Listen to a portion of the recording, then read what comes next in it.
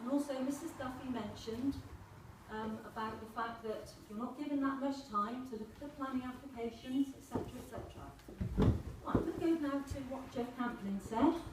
And what Jeff said was that why don't you draw on the expertise of the local residents within Portishead? You haven't chosen to do that at all, and I will give you an example of why you haven't chosen to do that.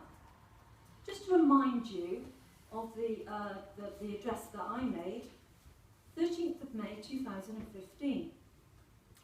I started off with, it would be reasonable to state that public participation witnessed during previous meetings has not always been productive and positive as one would have hoped.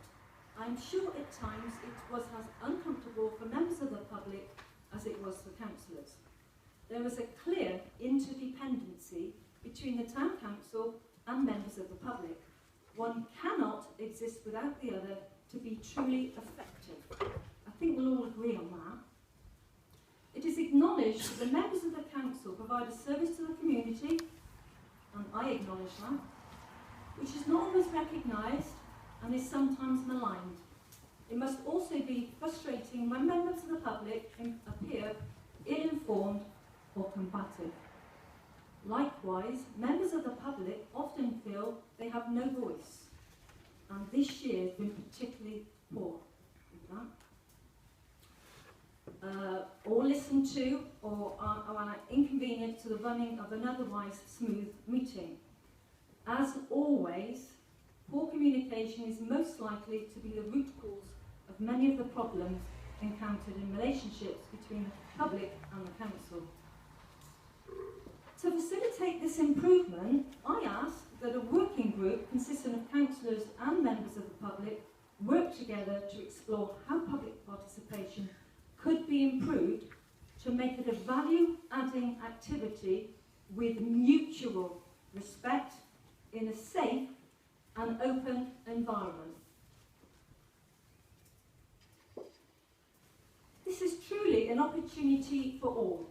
We have the option to leave public participation as it is, or to make real improvements for the benefit of all. At that meeting on the 13th of May 2015, I ended with, I now ask all council members to consider this proposal and for the council to provide a formal answer at the next council meeting. That didn't happen. It's not happened since, and I've raised this a number of times since. I now hear tonight from the chair, Ros Cruse, that it's your prerogative that there's public participation anyway, and I think effectively you said you weren't going to do anything about it. And I'll give you an example about the working groups.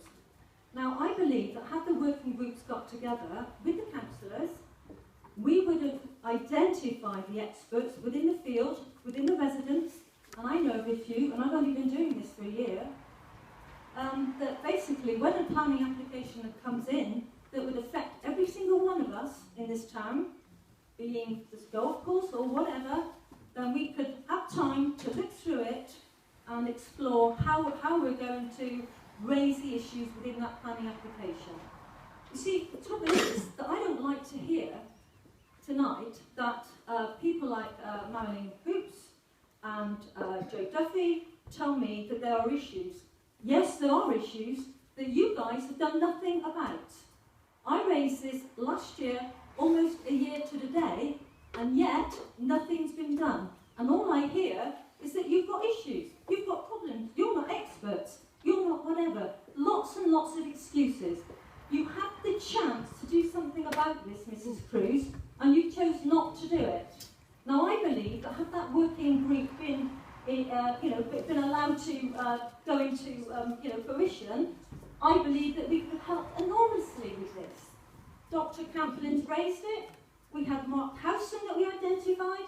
You could have been told that this golf course fiasco was not going to work and it was going to cause a lot of problems within the community.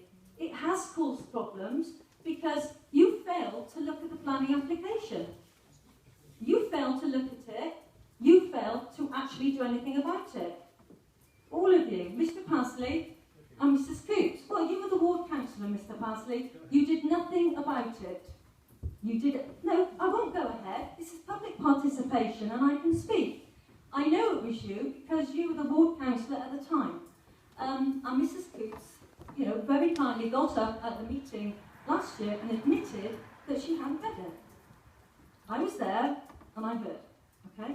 Now, you've got reasons. I didn't interrupt you, Mrs Koops, if you just bear with me, I'd like to finish. Oh, no, fair enough, you do that. But all I'm saying is that there were lots of ways around the problems that you all identified tonight, and yet you've chosen not to do anything about it. All you want is to stay the same. You want the status quo. You don't actually want any help from the community. You don't want to identify the people that could help, that could assist you, and you've got very tight deadlines to meet when you get planning applications. Carry on. I've just got one thing to raise about Portishead and Queenscote. I just wanted to raise, following on from